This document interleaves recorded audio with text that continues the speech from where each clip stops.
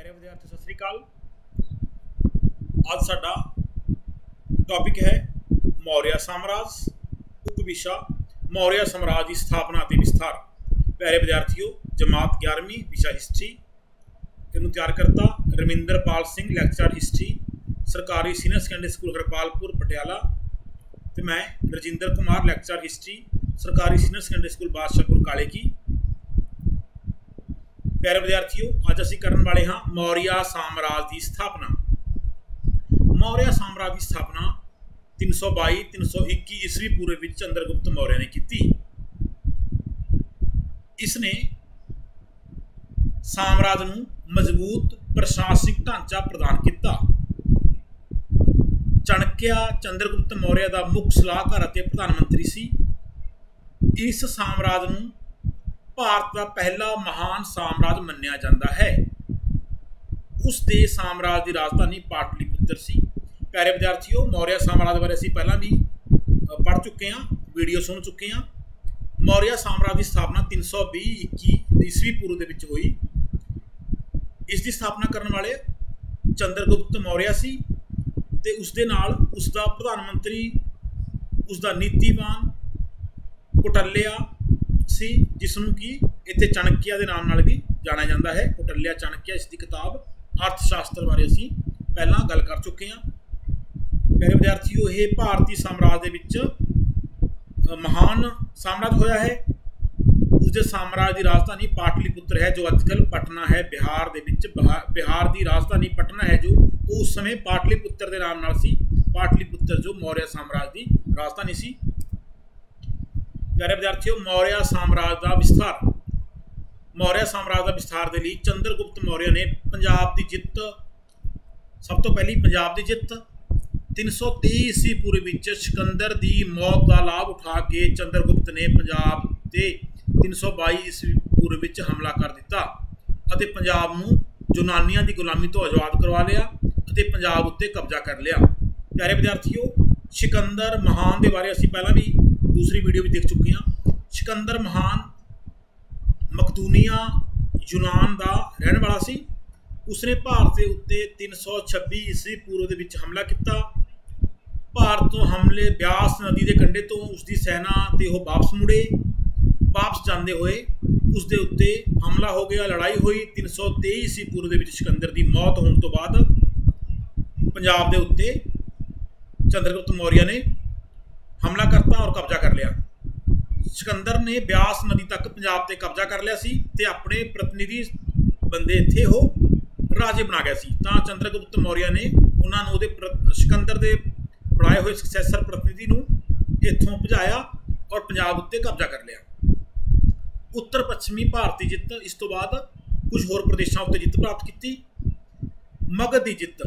मगध की जित बहुत महत्वपूर्ण है। मगध शक्तिशाली राज सी अते इत्थे नंद वंश का शासन सी। नंद वंश का राजा प्रजा उत्ते अत्याचार करता सी। प्रजा नूं बहुत ज़्यादा कर देने पैंदे सन, कर यानी कि टैक्स। लोग दुखी सन। चंद्रगुप्त मौर्य ने 321 ईस्वी पूर्व विच मगध ते हमला किया। चंद्रगुप्त की वीरता अते चाणक्य की कूटनीति नाल मगध उत्ते जित प्राप्त की अते नंद वंश घराने का जड़ों नाश किया।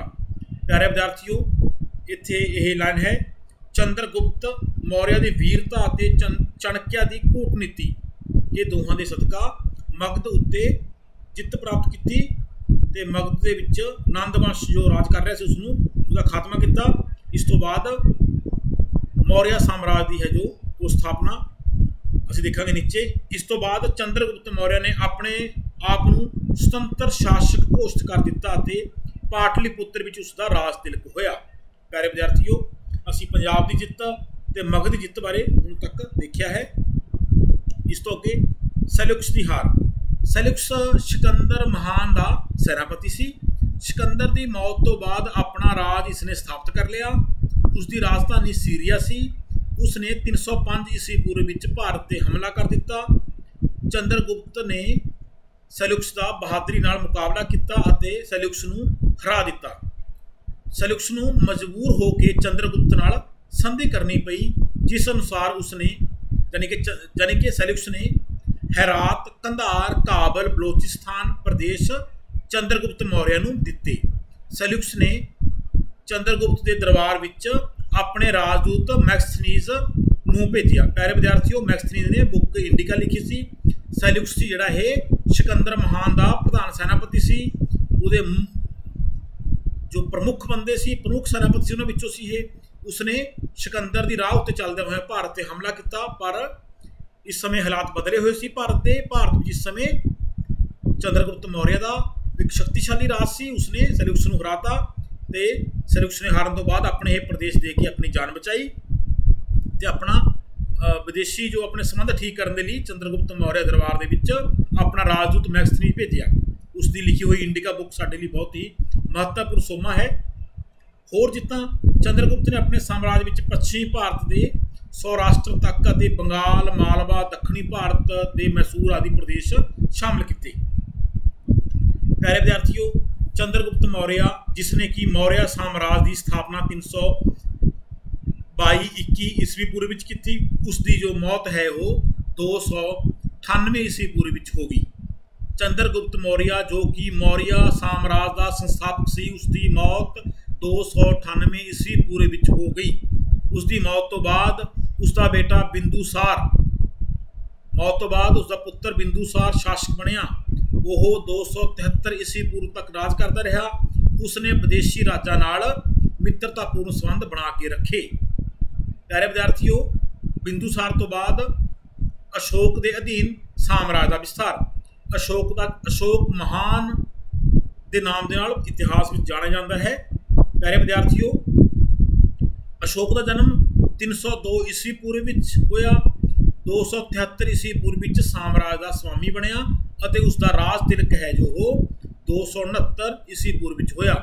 ਜੋ ਇਹ 273 ਤੋਂ ਲੈ ਕੇ 269 ਤੱਕ ਇਹ 4 ਸਾਲ ਸੀ। ਇਹ ਮੰਨਿਆ ਜਾਂਦਾ ਹੈ ਕਿ ਅਸ਼ੋਕ ਨੂੰ ਆਪਣੇ ਭਰਾਵਾਂ ਦੇ ਨਾਲ ਯੁੱਧ ਕਰਨੇ ਪਏ ਸਾਮਰਾਜ ਦਾ ਮੁਖੀਆ ਬਣਨ ਦੇ ਲਈ, ਰਾਜ ਤਿਲਕ ਦੇ ਲਈ। ਸੋ ਅਸ਼ੋਕ ਦਾ ਬਹੁਤ ਹੀ ਮਹੱਤਵਪੂਰਨ ਯੁੱਧ ਸੀ ਕਲਿੰਗ ਦਾ ਯੁੱਧ।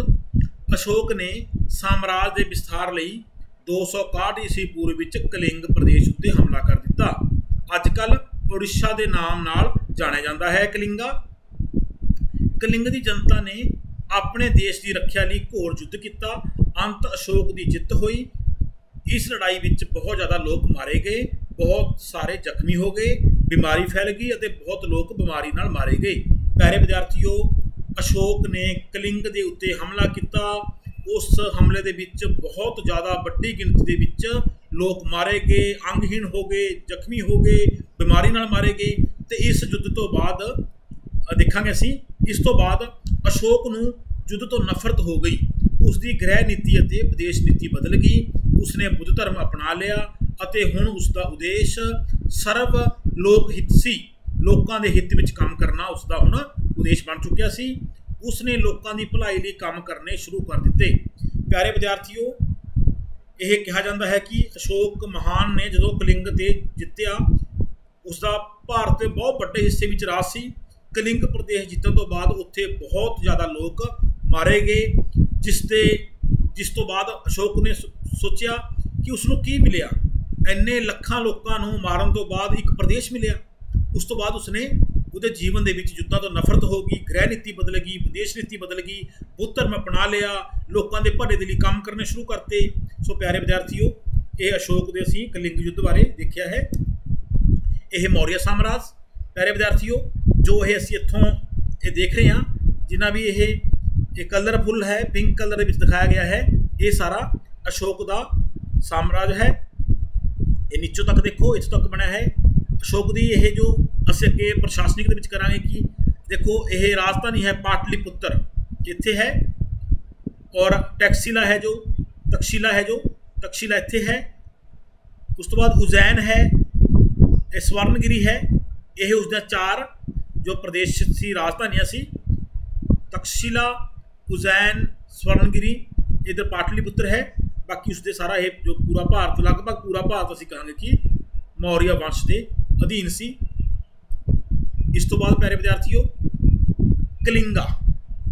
ਕਲਿੰਗ ਇਹ ਪ੍ਰਦੇਸ਼ ਹੈ ਜਿੱਥੇ 261 ਈਸਵੀ ਪੂਰਵ ਦੇ ਵਿੱਚ ਅਸੀਂ ਪੜ੍ਹਿਆ ਹੈ अशोक ने हमला किया तो इस प्रदेश में अपने राज में लाया। यह प्रदेश सी, इस प्रदेश के लिए उसने इत्थों पाटलिपुत्र है, इत्थों इसते हमला किया, इसनों जित्तिया।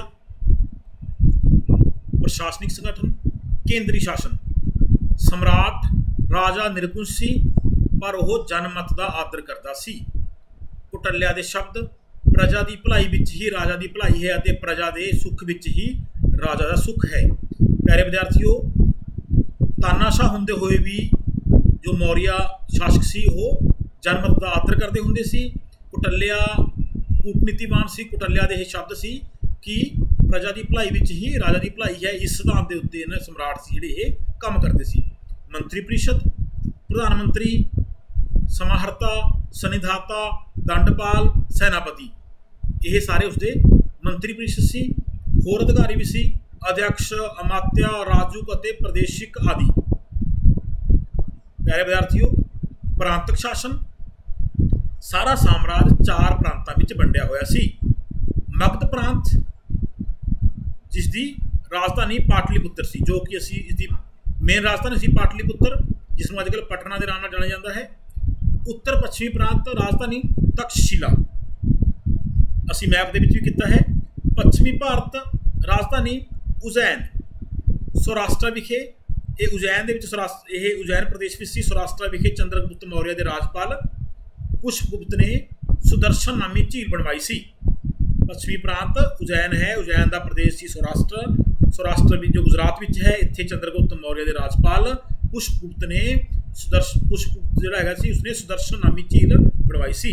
दक्षिणी प्रांत, इसकी राजधानी स्वर्णगिरी। प्रांतक शासन का मुखिया कुमार अखवाउंदा सी। यह पदवी अक्सर राजघराने विच ही हुंदी सी।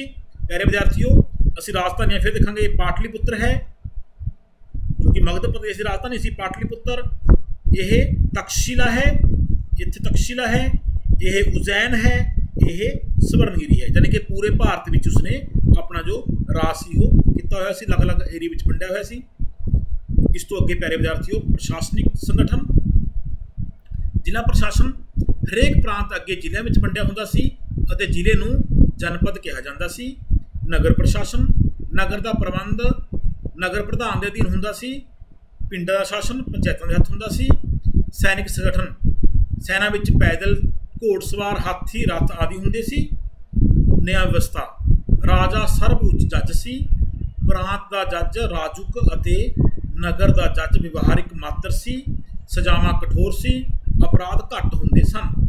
प्यारे विद्यार्थियों, असी प्रशासनिक संगठन दे विच मौर्य साम्राज्य की जानकारी लई है। इस तो अगे असी छोटे उत्तरां वाले प्रश्न, मौर्य साम्राज्य की स्थापना किसने की? इसका उत्तर है चंद्रगुप्त मौर्य।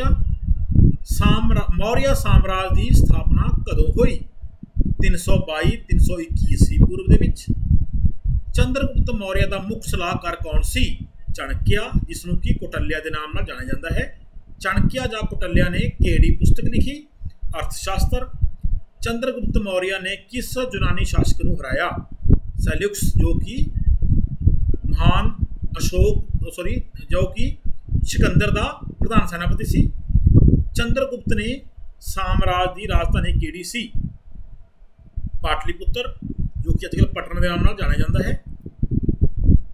खालिस्तान। मकदूनिया के शासक सिकंदर ने डैश ईस्वी पूर्व विच भारत पर हमला किया? हाँ जी, 326 ईस्वी पूर्व विच। मौर्य साम्राज्य जिले नूं डैश कहा जाता सी, यानी कि जनपद। मौर्य वंश का मोडी डैश सी? चंद्रगुप्त मौर्य। सही गलत? सेल्यूकस ने चंद्रगुप्त नूं हराया, ये गलत है। सिकंदर की मौत 320 ईस्वी पूर्व विच हुई, गलत। सेल्यूकस ने चंद्रगुप्त के दरबार विच अपने राजदूत मैक्सथीन नूं भेजिया, सही। मौर्य साम्राज्य 4 प्रांतां विच वंडिया होया सी, सही। बहुविकल्प प्रश्न, इंडिका का लेखक कौन सी? देखो प्यारे विद्यार्थियों, मैक्सथीनियस। अर्थशास्त्र का लेखक कौन सी? हाँ जी, कुटल्या। चंद्रगुप्त मौर्य के राजपाल पुष्पगुप्त ने केड़ी झील बनवाई सी? सुदर्शन। चंद्रगुप्त मौर्य का राज तिलक कित्थे होया? पाटलिपुत्र विच। प्यारे विद्यार्थियों, ये सारे प्रश्न असीं पिछे भी दोहरा चुके हैं। धन्यवाद। तैयारकर्ता रमिंदरपाल सिंह, लेक्चर हिस्ट्री, सरकारी senior secondary school Harpalpur Patiala. मैं राजेंद्र कुमार, लेक्चर हिस्ट्री, सरकारी सीनियर सेकेंडरी स्कूल बादशाहपुर काले की। शुक्रिया, थैंक यू।